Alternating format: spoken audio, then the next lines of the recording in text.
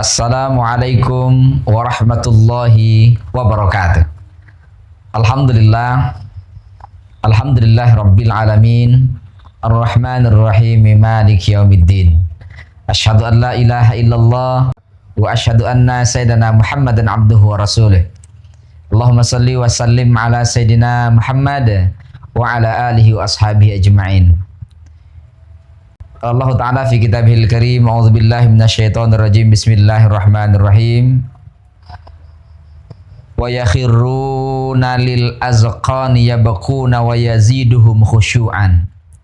Shadaqallahul azim. Pemirsa sahabat dakwah yang dirahmati Allah, yang berbahagia, senang sekali pada kesempatan kali ini kita dapat kembali berjumpa bersama Dakwah Bil Hikmah. Ungkapan terindah kita adalah alhamdulillahirabbil alamin. Kita bersyukur kepada Allah atas anugerah yang Allah berikan kepada kita. Salah satu nikmat yang Allah berikan kepada kita, kita mampu menangis. Kita masih diberikan kemampuan untuk menangis. Baik menangis dalam kondisi bahagia ataupun kondisi sedih, atau bahkan ada yang paling tinggi menangis dalam kondisi mendekatkan diri kepada Allah Subhanahu wa taala sebagai bentuk syukur atas nikmat yang Allah berikan, kemudian sampai meneteskan air mata. Ini satu kenikmatan yang luar biasa dan derajat yang paling tinggi. Oleh karena itu, siapapun hari ini dan kita semua yang masih memiliki rasa sedih kemudian sampai meneteskan air mata, atau bahagia saking harunya kemudian meneteskan air mata, itu adalah anugerah Allah Subhanahu wa taala. Allah anugerahkan kepada hambanya dan itu merupakan fitrah untuk kita semua. Maka ungkapan terindah kita pada kesempatan kali ini, sebagaimana biasa, Dakwah Bil Hikmah mengajak kita untuk bertasbih. Subhanallah walhamdulillah wa la ilaha illallah wallahu akbar. Subhanallah, maha suci Allah. Allah yang suci, kita semua tidak suci. Kalau sesama makhluk karena ketidaksucian kita, maka tidak perlu juga kita saling caci, saling ejek, apalagi sampai merasa diri paling suci.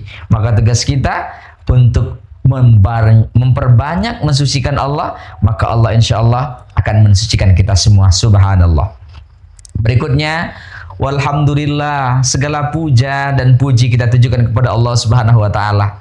Kalaulah suatu saat kita sebagai seorang hamba dipuji sesama hamba Allah, maka kembalikan pujian itu kepada Allah. Alhamdulillahirabbil alamin. Kepada yang mengucapkan pujian kepada kita, Anda ganteng sekali, Anda semangat sekali, Anda smart sekali misalnya, maka alhamdulillah untuk kepada Allah, kepada sesama kita katakan terima kasih atas apresiasi dan pujian ini akan mendorong semangat kita. Anda kembali puji, kemudian hal yang sama dijawab alhamdulillah dan terima kasih. Indah sekali ketika pujian kepada Allah, kemudian apresiasi kepada sesama, yang apalagi saling timbal balik. Itu merupakan anugerah yang terbesar ketika di rumah, di kantor, kita saling puji satu sama lain.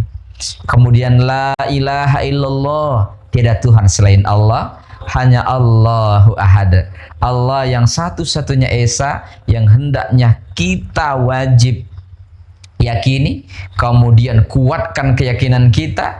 Tidak hanya ainul yakin, bahkan kepada hakul yakin, tidak ada Tuhan selain Allah. Dan kita berdoa bersama, mudah-mudahan di akhir hayat kita selalu mengucapkan kalimat la ilaha illallah, tiada Tuhan selain Allah. Tidak ada yang berhak disembah kecuali Allah Subhanahu wa taala. Kalau Allah lah sebagai Tuhan, lain itu adalah makhluk.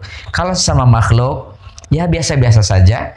Jangan juga ketergantungan berlebihan, jangan juga tidak menghargai. Karena apapun kita sama makhluk, bahkan satu sama lain menjadi wasilah kebaikan. Pemirsa, sahabat dakwah dimanapun sahabat berada, selanjutnya Allahu Akbar, Allah Maha Besar. Yang harus kita besarkan adalah Allah. Kita kecilkan diri kita di hadapan Allah, termasuk kita tundukkan diri kita di hadapan manusia, karena tidak ada yang perlu kita sombongkan, tidak ada perlu yang kita banggakan berlebihan. Semua itu adalah Allahu Akbar, Allah yang Maha Besar. Pemirsa, sahabat dakwah yang dirahmati Allah Subhanahu wa taala, selanjutnya mari kita berselawat kepada Habibinal Karim Muhammad sallallahu alaihi wasallam. Bahkan ada dalam satu situasi ketika kita betul-betul berada pada titik nol, bahkan minus bila jadi, ketika kita bersolawat ini, sallallahu ala Muhammad sallallahu alaihi wasallam, sallallahu ala Muhammad sallallahu alaihi wasallam, ya Nabi salam alaika, ya Rasul salam alaika, ya Habib salam alaika, salawatullah alaika.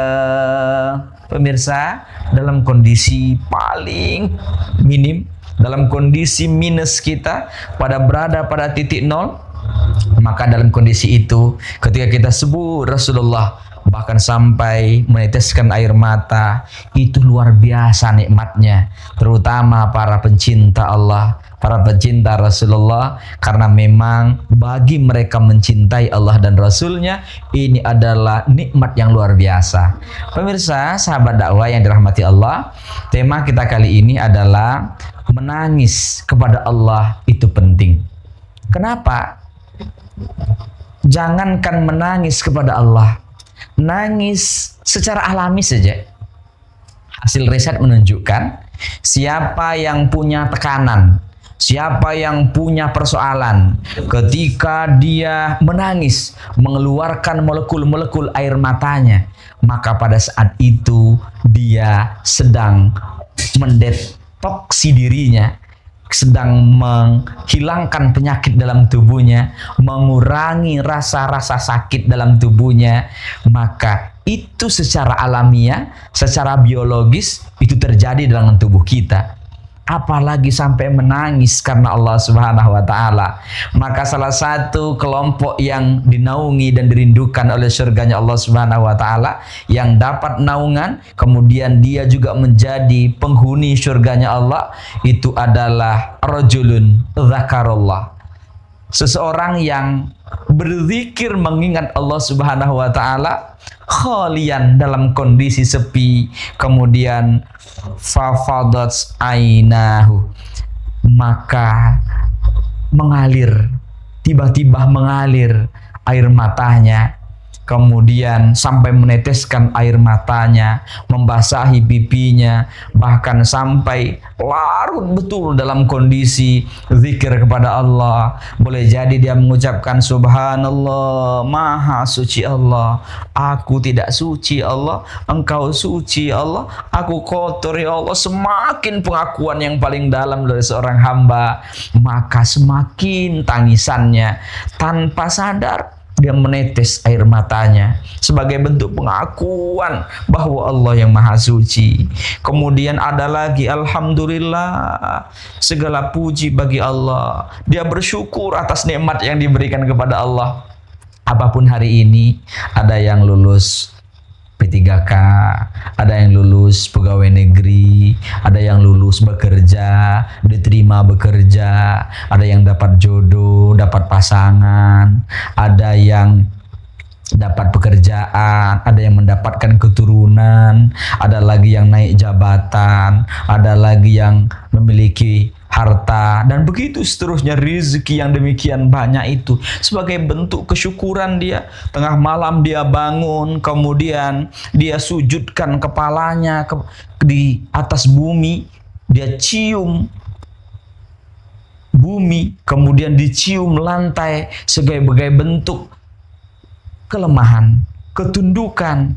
Tidak ada yang berhak dipuji kecuali subhanallah walhamdulillah. Dia betul-betul merasa semua ini anugerah Allah. Tidak mungkin aku dapat merasakannya. Tidak mungkin aku tidak mau mencapai pada titik ini. Saya tidak mungkin berdasarkan logika saya dapat meraih apa yang saya raih hari ini. Dan tidak mungkin, banyak sekali pengalaman-pengalaman kehidupan kita yang menurut akal kita tidak mungkin. Maka ungkapan seorang hamba rajulun dzakarallah, dia mengingat Allah, menyebut asma Allah, alhamdulillah, kemudian sampai meneteskan air mata, sampai menangis dia, kemudian itu adalah nikmat yang luar biasa bagi orang yang mencintai Allah Subhanahu wa taala.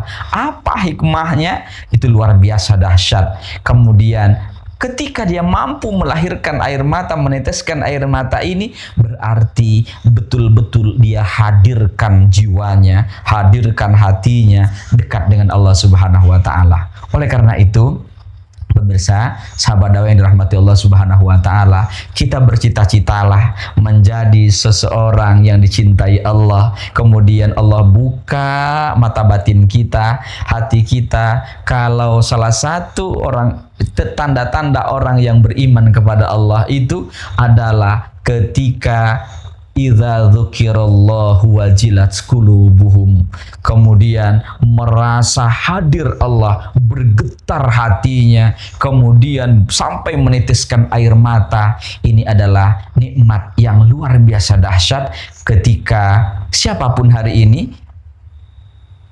mendapatkan kenikmatan ataupun mendapatkan kesedihan.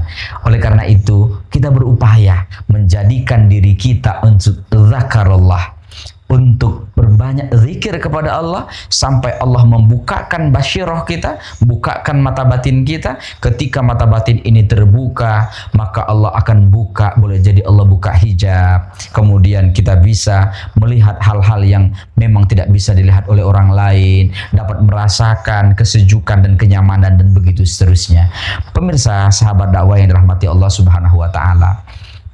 Nah, terkait dengan rajulun zakarullah ini, seorang yang berzikir karena Allah kemudian sampai meneteskan air matanya, apa manfaatnya bagi kita? Kenapa ini penting? Yang pertama, sebenarnya secara biologis dan psikologis akan mengurangi stres. Pemirsa, kamu bisa ditahan, silakan nangis saja.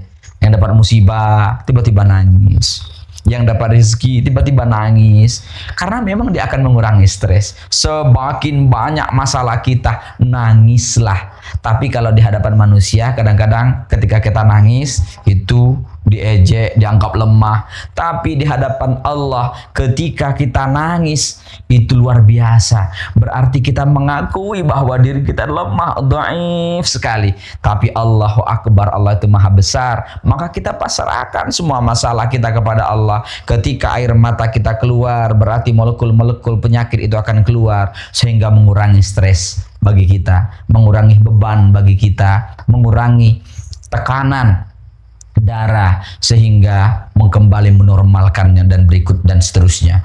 Kemudian yang berikutnya, pemirsa yang dirahmati Allah Subhanahu wa taala, ada yang penting. Ternyata dengan menangis kita dapat menormalkan emosi kita. Yang tadi marah, yang tadi mau mukul, yang tadi mau membunuh, yang tadinya merasa tidak akan pernah selesai, dengan menangis, kemudian secara perlahan beban tadi berkurang, kemudian emosi mulai stabil, kemudian bicara sudah mulai tertata, pikiran juga sudah mulai tenang, kemudian berperilaku juga sudah mulai normal. Ini manfaat menangis secara biologis dan psikologis. Tapi ada nikmat tertinggi ketika orang menangis karena Allah Subhanahu wa taala. Kenapa? Yabkuna wa yaziduhum khusyu'an. Mereka yang menundukkan kepala, kemudian mereka sujud kepada Allah, yabkun, kemudian mereka menangis. Ternyata dengan menangis itu menambah kekhusyuan. Pemirsa yang dirahmati Allah, ini penting. Jadi kalau hari ini ini kita belum merasa khusyuk ibadah kita, belum merasa nikmat zikir kita, belum merasa nikmat sholat kita, boleh jadi kita belum pernah menangis. Boleh jadi karena masih angkuh, kita masih merasa paling hebat, kita masih merasa paling benar, kita merasa masih paling pintar. Oleh karena itu, ayo tundukkan. Kenapa Allah akan mengungkapkan Allahu Akbar, Allah Maha Besar. Kemudian kita tundukkan kepala, tangan bersedekap, seolah-olah pasrah total. Ini menunjukkan tidak ada yang perlu kita sombongkan. Maka kalau perlu, menangislah, ya bekun, tangislah, karena dengan nangis itu menambahkan kekhusyuan. Kita akan bertambah kekhusyuan kita, sehingga kalau sudah mulai khusyuk, kemudian hati kita mulai tenang. Kalau hati sudah mulai tenang, kemudian hati kita akan Allah cahayai. Ketenangan, kesabaran, kemudian Allah turunkan ilham di hati kita. Sudah ada ketenangan, Allah cahayai. Kemudian kalau cahaya itu sudah ada, Allah berikan ilham kepada kita berupa petunjuk, hidayah, ketenangan. Kalau ilmu itu dari yang tidak pernah kita duga-duga, kalaupun rezeki yang juga tidak pernah kita bayangkan, kemudian Allah kasih saja. Karena memang siapa yang hatinya tenang, kemudian dengan ketenangan, kemudian Allah turunkan ilham, kemudian tambah tenang lagi, semakin kuat imannya, kemudian secara perlahan ibadahnya meningkat. Kemudian setelah ibadah meningkat, sikapnya sudah mulai berubah. Yang dari selama ini kasar, kemudian pelan-pelan menjadi lemah lembut. Kemudian perilakunya juga berubah karena dari hati, kemudian pikiran yang sehat, sikap juga yang sehat, kemudian sampai kepada perilaku yang demikian indah. Kemudian dalam bergaul pun mereka luar biasa, sampai bagaimana mereka punya keterampilan mampu menahan amarah, kemudian mampu berkasih sayang kepada satu sama lain, karena memiliki hati yang lembut, hati yang qalbun salim, hati yang selamat. Siapa yang memiliki hati yang selamat ini, disinilah sebenarnya esensi dari kenapa kita harus menangis. Karena orang-orang yang tidak pernah menangis, orang-orang yang sulit mengeluarkan air matanya, terutama ke hadapan Allah Subhanahu wa Ta'ala, itu tanda kesombongan, itu tanda kecongkakan, itu tanda bahwa dia merasa dirinya boleh jadi lebih hebat dari Allah Subhanahu wa Ta'ala. Maka mari kita biasakan, kalaupun malu di hadapan manusia, bangunlah tengah malam, kemudian tundukkan kepala kita, khusyukkan, tenangkan hati kita, kemudian minta dan berdoalah kepada Allah supaya memiliki jiwa yang sensitif, jiwa yang penuh dengan kelembutan, hati yang selamat, kemudian hati yang sehat. Sehingga dengan hati yang sehat ini semakin mudah. Maka sering para ulama kita menyebutkan, ketika saya makan sebutir nasi, itu saya menangis, kata seorang ulama. Kenapa saya menangis? Karena ketika saya makan butiran nasi itu, betapa mulianya, betapa sayangnya Allah kepada saya, kata seorang ulama. Kenapa sayangnya? Karena banyak peran orang lain. Selain kasih sayang Allah, banyak peran orang lain dari sebutir nasi ini. Di situ ada penjual berasnya. Di situ ada yang tukang masak berasnya. Ada yang pengelola padinya. Sebelum jadi padi, ada yang menanam. Kemudian setelah ditanam, tumbuh. Ada yang menuai. Ada yang menjemur. Kemudian begitu seterusnya. Ternyata padi itu tumbuh dari tanahnya Allah Subhanahu wa Ta'ala. Semakin rindu, sehingga semakin banyak menangis karena Allah, itu semakin membuka basyirah kita, sehingga kita menjadi hamba yang lebih bermartabat, sehingga kehidupan kita ya hanya yang kita lakukan, la haula wala quwata illa billahil aliyil azim. Pemirsa sahabat dakwah dirahmati Allah Subhanahu wa Ta'ala, demikian sebagai renungan kita bersama. Mudah-mudahan Allah merahmati kita dan memiliki sifat dan sikap yang penuh dengan ketenangan, sehingga kita memiliki rasa sedih, kemudian baik dalam kondisi bahagia ataupun ke dalam kondisi tidak nyaman sekalipun.